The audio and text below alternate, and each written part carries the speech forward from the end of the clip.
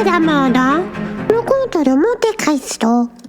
Edmond a été injustement emprisonné au château d'If, d'où il s'est évadé. Une fois en liberté, il a repris la mer avant de retrouver le fabuleux trésor caché dont son ami l'abbé Faria lui avait parlé. Libre et riche, il décide de mener à bien sa vengeance. Il rencontre, en Italie, le vicomte de Morcerf qui lui promet de le présenter à la haute société parisienne. Et maintenant, il se passe quoi? Maintenant, le comte est à Paris. Les plans qu'il a préparés depuis sa sortie de prison lui permettront de se venger des 3 traîtres qui l'y ont conduit. Dans cet épisode, nous nous occuperons de la ruine de Danglars, le banquier cupide qui jalousait la promotion d'Edmond au rang de capitaine. Danglars le cupide, on commence à savoir qui il est, lui. Je l'aime pas. Le comte de Monte Cristo non plus. Mais avant ça, le comte a rendez-vous pour un déjeuner chez le jeune Albert, qui pour cette visite tant attendue a réuni ses plus fidèles amis. Et on les connaît, nous, ces amis? Je ne pense pas. Il s'agit de Lucien Debray, qui est secrétaire particulier du ministre de l'Intérieur, de Beauchamp, un journaliste, de Monsieur le comte de Château-Renaud, un noble parisien, et de son ami, le capitaine des Spahis, Maximilien Morel. Maximilien! Je le connais, lui. C'est le fils de Monsieur Morel qui a essayé d'aider Edmond. Bah, pourquoi il est à Paris, lui?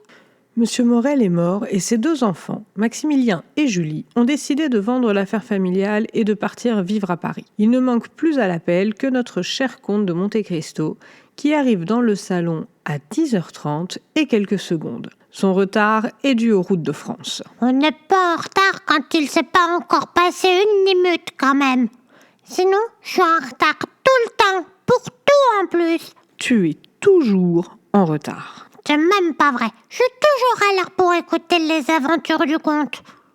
Alors? Il déjeune en bonne compagnie. Il raconte ses aventures, par exemple comment, en échangeant 2 émeraudes, il put acheter la vie d'une femme et sauver la vie d'un homme. Il fascine son auditoire, partage ses expériences et au cours de la conversation, apprend que le jeune vicomte de Morcerf est promis à la jeune Eugénie Danglars. Je ne serais pas la fille de Danglars le cupide des fois? Tu as deviné juste. Et d'ailleurs, le vicomte Albert se propose rapidement de présenter au comte son futur beau-père. D'ailleurs, la première étape de son plan est de se faire ouvrir un compte chez le banquier avec un crédit illimité. Il faut dire, il est riche, le comte. Il doit pas pouvoir compter tous les sous qu'il a. Peut-être.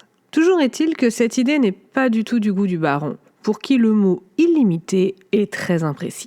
Après une discussion au cours de laquelle le comte insiste sur la qualité des banques qui lui ont recommandé le baron et le baron insiste sur la nécessité de préciser un montant au mot « illimité », il se met d'accord sur la somme de 6 millions de francs pour l'année en cours.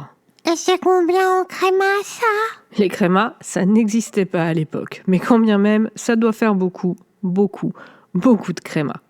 Pour en revenir à nos moutons, le banquier Danglars est ravi de l'arrivée de ce nouveau client extrêmement fortuné. Cupide un jour, cupide toujours. Bien dit. Mais le comte n'a pas qu'une idée pour faire tomber le banquier. Déguisé en lord anglais, il a quelque temps plus tôt libéré 2 prisonniers du bagne. L'un d'eux est Caderousse. Le second est pour l'instant un mystère, mais sous les habits de l'abbé Busoni, il donne une lettre au jeune homme et lui dit de se rendre à Paris et de trouver là-bas un certain comte de Monte Cristo qui s'occupera de lui. Et il va y aller? L'évader? Oui, et vite avec ça.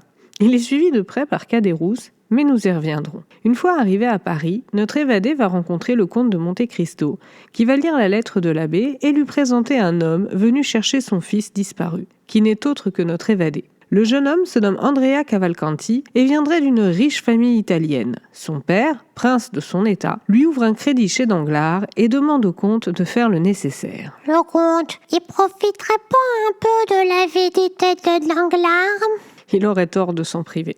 Dans les jours qui suivent, le comte ouvre le compte d'Andrea Cavalcanti chez Danglars et accepte de présenter le jeune homme aux nobles de Paris. Et comment il va faire? Il organise un repas dans une maison qu'il a achetée à Auteuil, auquel il invite le banquier Danglars et sa famille, ses jeunes amis Maximilien, Beauchamp, Debray et la famille de Villefort. Et le faux frère, il est pas là, lui? Non, Albert voulait éviter de rencontrer sa fiancée et sa famille et a organisé, bien à propos, une escapade avec sa mère pour aller à la mer. On reviendra plus tard sur ce dîner parce que beaucoup de choses vont se produire. Mais pour aujourd'hui, concentrons-nous sur Danglars et ses intérêts. Il veut de l'argent. Toujours plus et à n'importe quel prix, celui-là. Tu commences à connaître le bonhomme. Je ne vais donc pas te surprendre en te disant que le titre de prince du jeune Cavalcanti va follement l'intéresser. Évidemment. Le banquier commence donc par discuter avec Cavalcanti père. Il parle argent, affaires, investissement. L'homme annonce qu'il va bien vite rentrer en Italie. Il n'aime pas le faste parisien et n'a consenti à accompagner son fils que pour s'accorder avec le comte de Monte Cristo sur les conditions de vie du jeune homme à Paris. Oui, mais le comte, il veut pas être garant de ces ans-là. Oui, mais qui le dit à Danglars ? D'ailleurs, le comte tentera bien de mettre le banquier en garde. Rien n'y fait, il n'entend rien, trop heureux de s'imaginer que la fortune du jeune homme sera déposée à sa banque. Il commence donc à rêver d'un mariage entre sa fille et le jeune prince Cavalcanti. Mais Eugénie, elle doit se marier avec Albert. C'est prévu depuis au moins le début de cette histoire. Danglars doit donc trouver un moyen de rompre les fiançailles sans créer de scandale. Il invite donc le comte de Monte Cristo à inciter le comte de Morcerf à venir demander officiellement la main de sa fille afin de discuter des modalités de l'union. Dans le même temps, le comte demande innocemment à Danglars quel rôle a joué Fernand Mondego dans la catastrophe d'Ali Tebelin. C'est quoi la catastrophe de Ali Tebelin? Ali Tebelin était le pacha de Janina lorsque celle-ci a été vaincue et reprise par les Turcs. Nous y reviendrons aussi puisqu'il semble qu'un certain Fernand Mondego y ait joué un rôle. Le faux frère, je l'aime pas lui non plus. Je comprends. En attendant, Danglars écrit à ses correspondants à Janina et le comte de Monte Cristo parle au comte de Morcerf afin qu'il affirme sa position vis-à-vis du mariage de leurs enfants. Le comte glisse un mot au comte de Morcerf quelques jours plus tard. Mais le cupide, il sait qu'il veut plus que sa fille épouse le fils du faux frère. Il fait ça juste pour avoir le plaisir d'humilier quelqu'un. Manigance, manigance. Pendant ce temps, le correspondant de Danglars lui répond et les nouvelles qu'il lui apporte sont assez graves pour pousser Danglars à rompre les fiançailles de sa fille. Je ne vais pas parler maintenant de ce que dit la lettre, nous y reviendrons la semaine prochaine. Oh bah il va être content, tiens, le faux frère. En effet. Et quand il va demander à Danglars la main de sa fille, ce dernier refuse. Il n'explique pas son geste au comte, mais lui dit qu'il agit en toute amitié en le laissant dans le vague et d'accepter la défaite. Facile à dire. Il le fait venir et il le jette. Non mais quelle pomme pourrie lui aussi. Je ne te le fais pas dire. Et maintenant, la voie est libre pour organiser le mariage entre Eugénie et Andrea. Il est d'ailleurs devenu un habitué de la maison et passe beaucoup de temps avec Eugénie. Laissons-les passer du temps ensemble et rejoignons Danglars à son bureau. Les affaires sont mauvaises. Il perd beaucoup d'argent à la bourse. Il s'en vante, convaincu de se refaire rapidement. Pour vaniteux le bonhomme en plus. Le comte de Monte Cristo se fait exactement la même réflexion. Mais il le laisse faire et dire, ou c'est ce qu'il laisse paraître. Il annonce à tous son envie de visiter un télégraphe, d'en apprendre plus sur son fonctionnement. Et comme toujours avec le comte, aussitôt dit, aussitôt fait. Il va visiter un télégraphe. Il y trouve un agent tout occupé à faire pousser ses fruits et ses légumes. Le comte, il a une idée derrière la tête. Mais oui, il propose à l'agent une retraite confortable en échange d'un service. Faire arriver à Paris un message qu'il n'a pas le droit de transmettre, ce qui le fera renvoyer, mais lui assurera une retraite des plus confortables. Et ce, pense-t-il, sans faire de mal à personne. Et c'est quoi cette information? Que le roi d'Espagne s'est évadé, ce qui, si c'était vrai, ferait chuter les marchés espagnols. Danglars vend en urgence toutes les actions espagnoles qu'il possède et perd beaucoup d'argent. Quand la nouvelle arrive que l'information était fausse et avait été relayée par un agent de télégraphe. Et voilà, la roue elle tourne. Je ne te le fais pas dire. Danglars ne se vante pas de sa dernière défaite. Mais laissons Danglars ici quelques instants, j'ai besoin de te parler de notre ami Andrea. Celui qui s'est enfui du bagne et qui se fait passer pour un prince? Celui-là même. Comme je te l'ai dit tout à l'heure, il a été suivi par Caderousse, qui après avoir reçu un diamant de l'abbé Busoni, a tué la personne qui voulait lui acheter son diamant pour garder le bijou et obtenir l'argent. Il a été arrêté peu après et condamné au bagne à vie. Il s'est donc échappé avec Andreas et l'a suivi. Une fois à Paris, il décide de faire chanter Andrea, le menaçant de révéler son secret s'il n'obtient pas d'argent. Il en demande toujours plus, et finalement, un jour, Andrea lui donne l'adresse du comte de Monte Cristo en lui disant qu'il y trouvera beaucoup beaucoup d'argent. Moi, c'est pas bien de mordre la main qui te nourrit. Idiot. Caderousse ne se fait pas prier et décide de cambrioler la maison. Andreas envoie un message anonyme signalant que quelqu'un projette de voler la maison. Le comte renvoie à Auteuil tous ses domestiques et lui-même reste chez lui avec son fidèle Ali. Pourquoi il part pas avec les autres? Parce qu'il veut savoir de quoi il s'agit. Essaie-t-on de l'assassiner ou simplement de le cambrioler? Mais qui ferait ça? Caderousse. Et comment le comte pourrait-il le savoir? Parce qu'il sait tout d'abord. Ça, il ne le sait pas encore. Donc, il attend chez lui.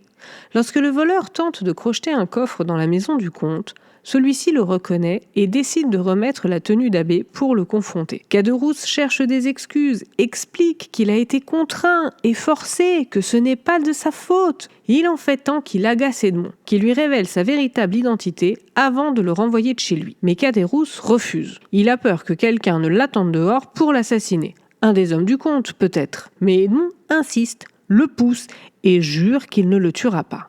Caderousse doit donc fuir. Il s'en sort encore, celui-là. Y a pas à dire, hein. Les mauvaises graines, elles survivent à tout. Que tu crois? Caderousse est à peine sorti de la propriété du comte qu'un homme le poignarde à mort. Le comte est témoin de la scène et se précipite pour aller l'aider. Il demande à Ali, son fidèle serviteur, d'aller chercher un docteur. Pendant que le docteur arrive, Caderousse dénonce son meurtrier au comte de Monte Cristo. Il s'agit de Benedetto, son compagnon de bagne. Le comte lui fait signer ses révélations et, à bout de force, Caderousse pousse son dernier soupir avant l'arrivée du docteur. Et de un, y a plus rien qui va arrêter le comte maintenant.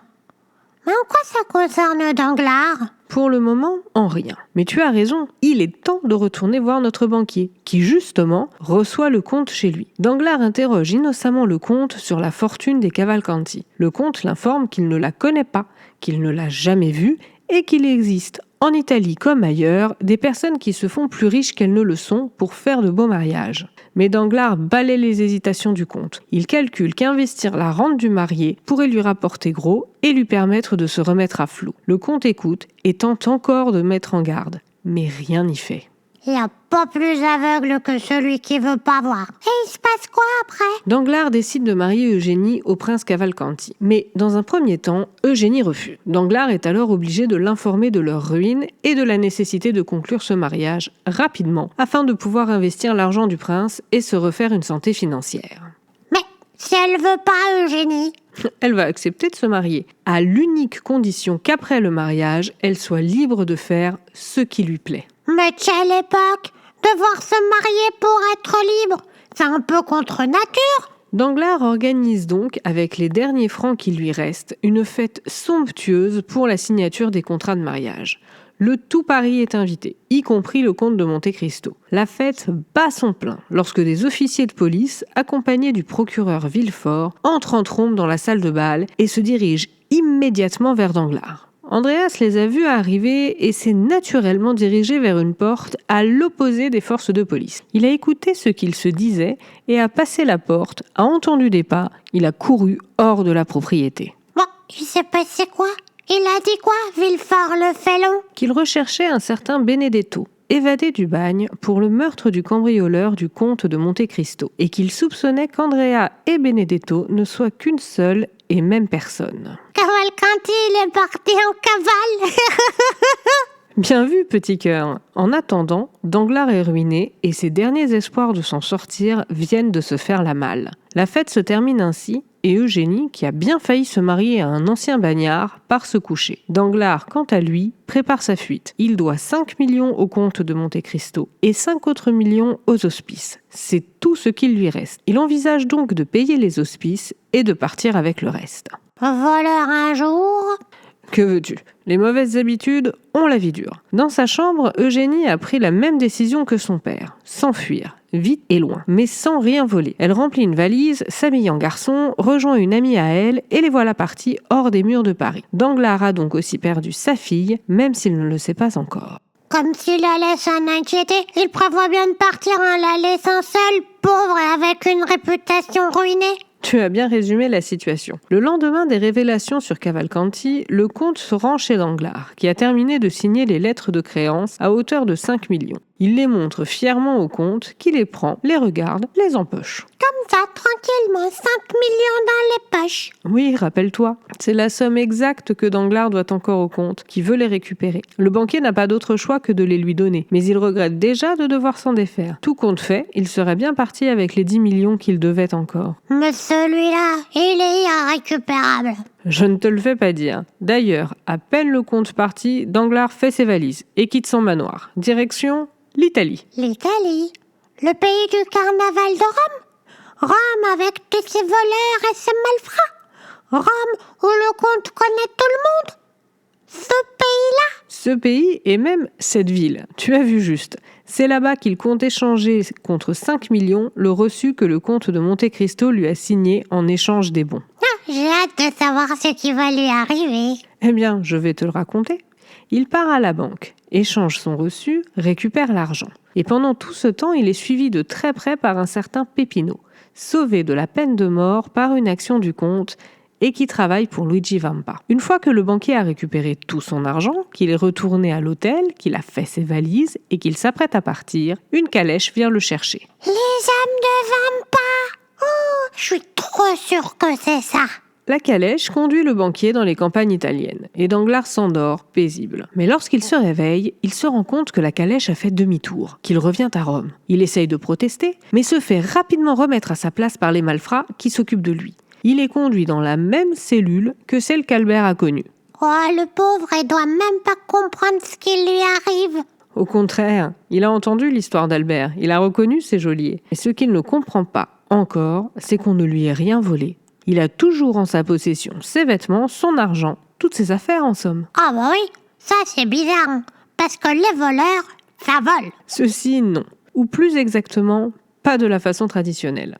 En fait, ils vont échanger de l'eau et de la nourriture en échange de l'argent de Danglars. Pour chaque repas, il devra payer une fortune. Par moment, il préférera se laisser mourir de faim plutôt que de payer pour manger. Mais il finira par donner les 5 millions et le comte lui fera grâce des 50 000 francs restants. Mais non sans lui avoir révélé son identité. Et Danglars sortira de la prison de Luigi Vampa, ruiné, choqué, seul et à moitié fou. On devrait pas se réjouir du malheur des autres, mais quand même, Danglars, il l'a bien mérité, hein. Comme tu le dis, petit cœur, la vengeance d'Edmond en ce qui concerne Danglars est complète. Il a fini par lui pardonner ses actes et lui laisse la vie sauve.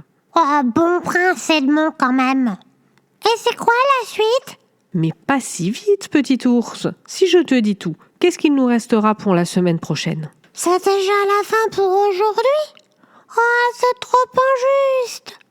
On vivement la semaine prochaine.